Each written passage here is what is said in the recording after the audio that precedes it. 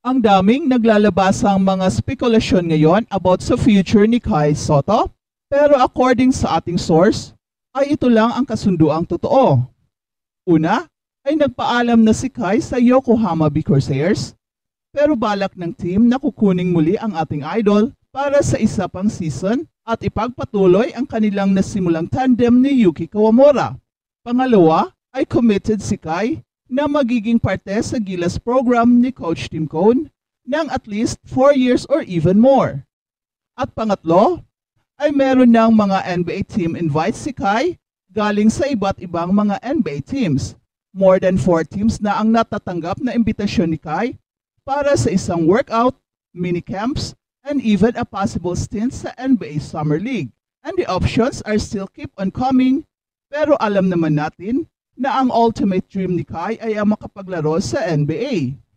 And in the event na merong magandang offer sa NBA Summer League, ay siguradong ito ang pipiliin ni Kai. And analyzing the different scenarios, ay masasabi nating napakaswerteng bata si Kai dahil hindi lang siya matangkad, kundi biniyayaan pa ng napakagaling na skills, and the best case scenario ay ang makapasok na siya sa NBA this year. Marami kasing mga factors ang ating babasihan kung bakit this year na makakuha ng kontrata sa NBA si Kai. At ang primary reason kung bakit ngayon ang tamang panahon na dapat makapaglaro na si Kai sa NBA ay meron pa siyang nalalabing youth factor at age 22. Nandyan pa ang potential na karaniwang tinitingnan ng mga NBA teams sa mga batang players. In fact, ang potential ang isa sa pinakamahalagang factor in signing a young player sa NBA. Kaya kahit na meron pa ang mga aspeto ng laro ni Kai na kulang pa, ay hindi yan balakid sa tingin ng NBA. Ang importante ay napatunayan na ni Kai na in 1 year ay napakalaki ng kanyang development, and that is a mark of a great player with a great potential. Even if Kai is already playing at a very high level, one does not deny the fact na napakalayo pa ni Kai sa kanyang full potential, at hanggang ngayon I am still a believer na maaabot niya ang NBA All-Star level. Nandiyan na kasi lahat kay Kai sa kanyang laro. He can score, pass, block, rebound, dribble, and shoot from the outside, and he is a legit 7-3 player na isang legit giant. Well, kung isang European pa lamang si Kai, ay walang duda naging lottery pick na siya. Pero dahil siya isang Pinoy, ay naging undrafted siya. Well, it has nothing to do with the Asian hate. Ang problema lang ay wala pa ni isang homegrown Pinoy na nakapasok sa NBA at wala pang makikitang comparison ang NBA na merong isang Pinoy na nakapasok sa Big League. Kung si Junmar Fajardo ay nakapasok pa sana sa NBA, ay it is no-brainer na lahat ng mga NBA teams ay kukunin kaagad si Kai dahil he is an upgrade hindi lang sa height kundi pati sa skills, and his unmatched potential ay napaka-importante. Kaya sariling sikap ngayon si Kai na kumbinsihin ang NBA na karapat-dapat siya sa Big League. And in the rare occasion na nakalaro niya ang Phoenix Suns, ay naipakita niya na kaya niyang i-dominate ang NBA. And that was when he was still 19 years old. That was 2 years ago na wala pa siyang muscles at mahina pa ang kanyang katawan. How much more ngayong napakalakas na ng kanyang katawan at bumibigat na ang kanyang timbang, pero mas bumibilis naman siya at nagiging mas athletic pa.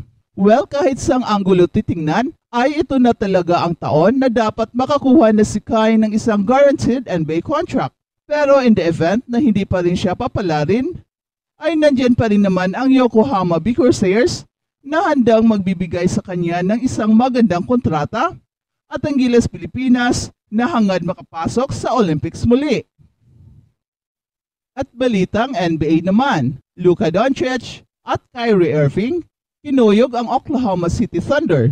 Bumumba ng tig 22 points sina Luka Doncic at Kyrie Irving para muling balikatin ang Dallas Mavericks sa 105-101 na panalo laban ng Oklahoma City Thunder sa Game 3 ng kanilang Western Conference Semis. Humablot ng 15 rebounds si Luka Doncic at namigay naman ng 7 assists si Kyrie Irving. Namuno ang 27 points ni Paige Washington sa Dallas at host muli sa Game 4 sa American Airlines Center sa Martes.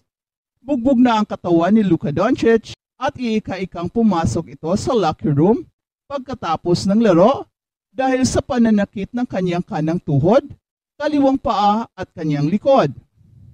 Everything, I'm just battling out there. Ani ni Luka Doncic nang tanungin ito kung alin ang masakit sa kanya. At si Kyrie Irving ang nagbaon ng running left-hander sa lane sa final minute para manatili sa unahan ang Mavericks. Matapos ipanalo ang unang 5 games sa playoffs na dalawang sunod-sunod na talo ang Oklahoma City Thunder. Naglista ng 31 points, 10 rebounds si Chet Holmgren, pero natawagan ng charge kay Luka Doncic habang pa-drive ito 29 seconds na lang at iwan sa 5 ang Thunder. Tumapos ng 10 blocks ang OKC, tig-apat dito sina Shai Gilgeous-Alexander at Chet Holmgren na may 13 points. Nakaungos ang Mavericks sa offensive rebounds, 16-5, at second chance points, 16-9. Abante lang ng tatlo ang Dallas Mavericks, inatake ni Kyrie Irving ang lane at inihulog ang runner, 104-99, sa may 39 seconds na lang.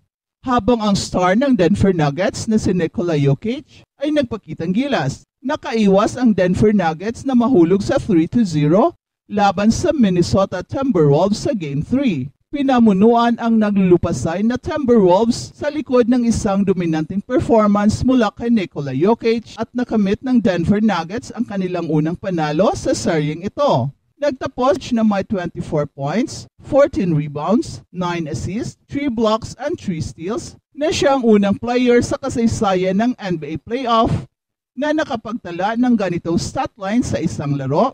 Yan ay ayon sa StatHead ng Basketball Reference.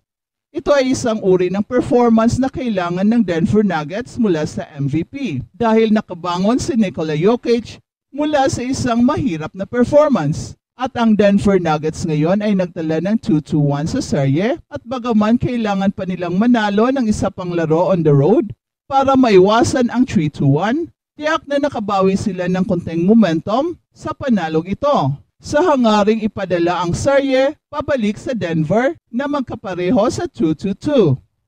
Dapat handa ang Denver Nuggets para sa pagtulak ng Minnesota Timberwolves sa kanilang home floor sa Game 4.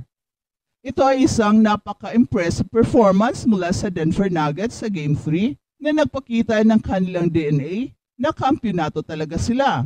Hindi maraming kupunan ang nakaka-respond tulad ng ginawa ng Denver Nuggets sa laro na ito habang nasa 0-2 ang kanilang tambak.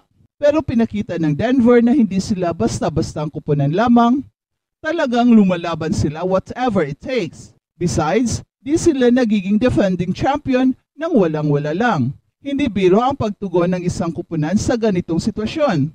Pero sa kabila ng kanilang mga pagsubok, ipinamalas ng Nuggets na sila ay hindi lamang isang simpleng kupunan. Sa katunayan, sila ay lumalaban hanggang sa huling minuto ng laro at ang kanilang pagiging defending champion ay hindi lamang isang titulo.